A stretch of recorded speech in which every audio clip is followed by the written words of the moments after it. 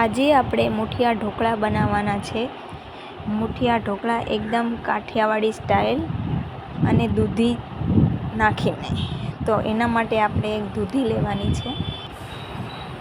આવી દૂધી લીધી છે આપણે, કૂણી એ દૂધી લેવાની છે। થોડા કાંદા લેવાના છે, મરચાં લેવાના છે, લીંબુ પણ લેવાનું છે અને ધાણા પણ નાખવાના છે અને અંદર સોડા, સાજીના ફૂલ, જેને આપણે સાજીના ફૂલ કહીએ, એ પણ એમાં એડ કરવાના છે। તો એના માટે પહેલાં આપણે દૂધીને આવી રીતે છાલ કાઢી લેવાની છે। તો આપણે આ દૂધીની છાલ આવી રીતે કાઢી લેવાની છે। તમે જોઈ શકો છો આ રીતે આપણે દૂધીની બધી છાલ ઉતારી લેવાની છે।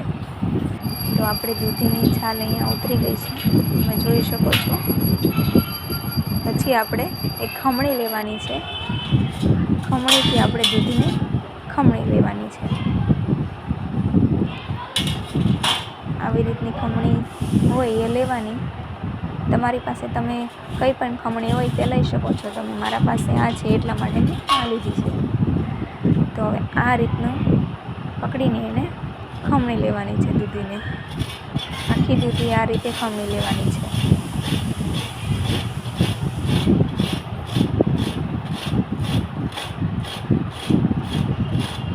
આપણી દૂધીનું ચીણ આપણે આટલું ઝીણું થવું જોઈએ, આવ કચુંબર પણ ન થઈ જાય એ ધ્યાન રાખવાનું। તો આપણે બધી દૂધી અહીંયા ખમણી લીધી છે, આ રીતની આવી જોઈએ।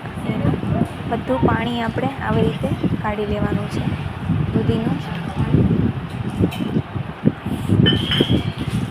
જ્યાં સુધી પાણી નીકળે ત્યાં સુધી આપણે કાઢી લેવાનું છે, નકર લોટ બાંધતી વખતે તકલીફ પડશે। આમને નાખી દઈશું તો લોટ ઢીલો ઢીલો થતો જશે અને મુઠિયા ઢોકળા ખાવાની મજા આવશે નહીં, કેમ કે એમાં લોટ વધારે જોઈએ અને મસાલો વધારે હોય તો ઢોકળા ભાવે।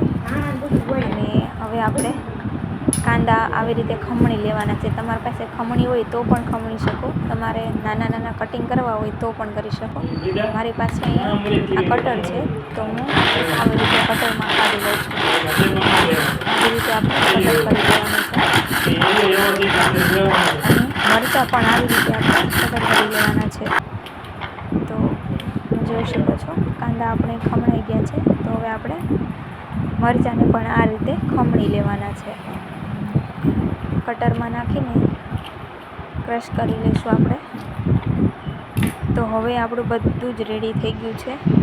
તો એના માટે દૂધીને પણ આપણે એક આવા લાડવા કરી લીધા છે પાણી કાઢીને, કાંદા પણ રેડી થઈ ગયા છે। તો આપણે ઢોકળા બનાવવા માટે આપણે 2 કપ ચણાનો લોટ લેવાનો છે, 2 નાની વાટકી છે ચણાનો લોટ લીધો છે આપણે। 1 વાટકી નાની આપણે બાજરાનો લોટ લીધો છે અને 1 વાટકી આપણે ઘઉંનો લોટ નાખવાનો છે। આ બધા લોટ આપણે આ 3 લોટ આપણે નાખવાના છે અને હવે એમાં મોણ નાખવાનું છે, તેલ નાખવાનું છે આપણે।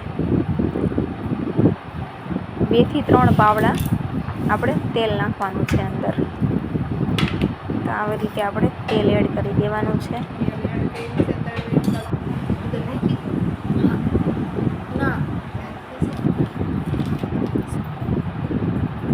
1 ચમચી આપણે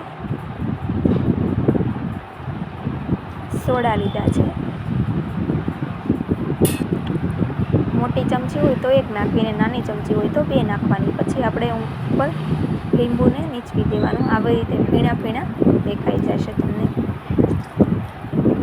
જોઈ શકો છો આપણે લીંબુ નાખ્યું તો પીણા વળી ગયા।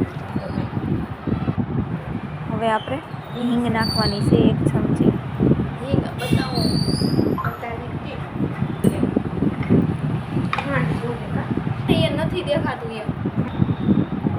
હવે આપણે મીઠું નાખવાનું છે 1 ચમચી મેં અહીંયા મીઠું લીધું છે, 1.5 ચમચી પણ નાખી શકો તમે। જે રીતનો જેટલું ખાવું હોય એટલું એડ કરી શકો છો, જેટલું ખારું ખાતા હોય એટલું। અહીંયા ખાંડ પણ લીધી છે મેં 1.5 ચમચી, 1.5 ચમચી જેટલી ખાંડ એડ કરવાની છે। ખાંડથી ઢોકળા વધારે ટેસ્ટી લાગે છે। અને આપણે ધાણા એડ કરી દેવાના છે થોડા। જેમ મસાલો હશે એમ જ તે તમને મુઠિયા ઢોકળા ખાવાની વધારે મજા આવશે. લોટ ઓછો અને મસાલો વધારે. તો આપણે અહીંયા કાંદા, મરચાં અને દૂધી આપણે પછીથી એડ કરવાની છે. પહેલાં આપણે બધા મસાલા છે એ આપણે સરખી રીતે મિક્સ કરી લેવાના છે. તો આવી રીતે આપણે મિક્સ કરી લેવાના છે બધા મસાલા લોટ સાથે. જે આપણે મોણ ને એવું બધું નાખ્યું હતું એ સારી રીતે મિક્સ થઈ જાય ત્યાં સુધી આપણે આવી રીતે કરી લેવાનું છે. તમે જોઈ શકો છો આ રીતનું થઈ જાય પછી આપણે દૂધી નાખવાની છે. દૂધીનું જે ચીણ કરેલું છે આપણે એ બધું આમાં એડ કરી દેવાનું છે. તો આવી રીતે આપણે ધીમે ધીમે એડ કરતું જવાનું છે. અને જો તમારે પાણીની જરૂર પડે તો આપણે પહેલાં જે દૂધીનું પાણી સાઈડમાં રાખી દેવાનું છે. અને જો આપણે થોડુંક પાણી નાખવું હોય તો આપણે દૂધીનું પાણી નખાય. એનાથી સ્વાદ થોડોક વધારે સારો આવે. તમે ઓલું પાણી નાખશો એમ કરતાં આ દૂધીનું જ પાણી નાખો એ વધારે સારું લાગે. તો આવી રીતે આપણે લોટ બાંધી લીધું છે. હવે સરખી રીતે મિક્સ કરીને આપણે આવી રીતે વાળી લેવાનું છે. અને એક જારીમાં આપણે મૂકવાનું છે. મેં અહીંયા ઢોકળિયાની જારી હોય એ આપણે લીધેલી છે, જેમાં ચક્કરિયા ને બટેકા કંઈ પણ આપણે બાફવું હોય તે બાફી શકીએ. તો આવી રીતે આપણે બધા જ તે મુઠિયા ઢોકળા આમાં ગોઠવી દીધા છે. આવી રીતે લાંબા વણી લેવાના છે. હવે એક ઢોકળિયામાં આપણે 1.5 ગ્લાસ પાણી એડ કરવાનું છે. 1.5 થી 2 ગ્લાસ પાણી એડ કરીને જ્યાં સુધી થોડું તપી ન જાય, ભીણા થોડાક ઉપર દેખાય નહીં ત્યાં સુધી આપણે આ થઈ ગયું છે આપણે તો ગરમ. તો હવે આપણે ઢોકળા એમાં મૂકી દેવાના છે. આવી રીતે મૂકી દેવાના 10 થી 15 મિનિટ માટે આપણે મૂકી દેવાના. આ રીતે 10 થી 15 મિનિટ પછી જો તમે જોઈ શકો છો આપણા ઢોકળા તૈયાર થઈ ગયા છે. અને ચાકુમાં ક્યાંય ચોંટતું પણ નથી. અને જો ચાકુમાં તમને કંઈ ચોંટેલું દેખાય તો તમારે સમજી લેવાનું કે ઢોકળા ચડવાના હજુ થોડી વાર છે. તો આપણે ઢોકળા અત્યારે પરફેક્ટ ચડી ગયા છે, તમે જોઈ શકો છો. તો આપણે હવે એને આવી રીતે નાના નાના પીસ કરી લેવાના છે બધા ઢોકળાના. તમે જોઈ શકો આ રીતે પીસ કરી લેવાના છે બધા. અને પછી આપણે એક તવો લીધો છે, એનામાં તેલ એડ કર્યું છે. 3 થી 4 પાવડા આપણે તેલ નાખવાનું છે.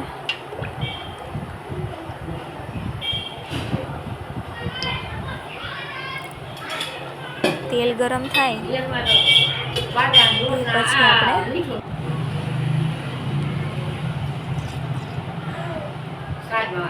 રાઈ એડ કરવાની છે. તેલ ગરમ થઈ ગયું છે એટલે આપણે એમાં રાઈ એડ કરી દેવાની છે. રાઈ સતળાઈ જાય એટલે એમાં જીરું 1 ચમચી જીરું એડ કરી દેવાનું છે. 1 થી 1.5 ચમચી. જીરાથી સ્વાદ સારો આવે છે એટલે જીરું નાખવાનું રહેશે વધારે થોડુંક. જીરું ને રાઈ સતળાઈ જાય એટલે પછી આપણે એમાં તલ એડ કરવાના છે. 2 ચમચી મેં તલ લીધા છે, એ તલ એમાં એડ કરવાના છે. આવી રીતે સાતળી લેવાનું. અને સતળાઈ જાય એટલે મીઠા લીમડાના પાન આપણે એડ કરી દેવાના છે. આ રીતે સતળાઈ ગયું પછી આપણે હિંગ એડ કરવાની છે. પછી આપણે બધા મુઠિયા ઢોકળા એની અંદર થોડા થોડા નાખીને હલાવતા જવાનું છે. આવી રીતે થોડાક નાખવાના અને એકવાર બધું મિક્સ કરી લેવાનું. સારી રીતે મિક્સ થઈ જાય એટલે પછી બીજા આપણે એમાં એડ કરી દેવાના છે બધા મુઠિયા. તો આપણા મુઠિયા તમે જોઈ શકો છો એકદમ સરસ મજાના તૈયાર થઈ ગયા છે. આ મુઠિયા ખાવામાં ખૂબ જ ટેસ્ટી લાગે છે. તમે આ મુઠિયા જરૂર બનાવજો, તમારા ઘરે જરૂર આ રેસીપી બનાવજો. એકદમ કાઠિયાવાડી સ્ટાઇલ બનાવેલું છે. તો તમને મારી રેસીપી ગમતી હોય તો લાઈક, શેર અને સબસ્ક્રાઈબ જરૂર કરજો. તમે જોઈ શકો છો આ રીતનું આપણે બધું મિક્સ કરી લીધું છે. અને હવે આપણે ઉપર ધાણા એડ કરવાના છે. હવે આપણે ધાણા એડ કરી દઈશું. આ રીતે આપણે ધાણા લઈ લીધા છે. ફ્રેશ ધાણા લેવાના છે.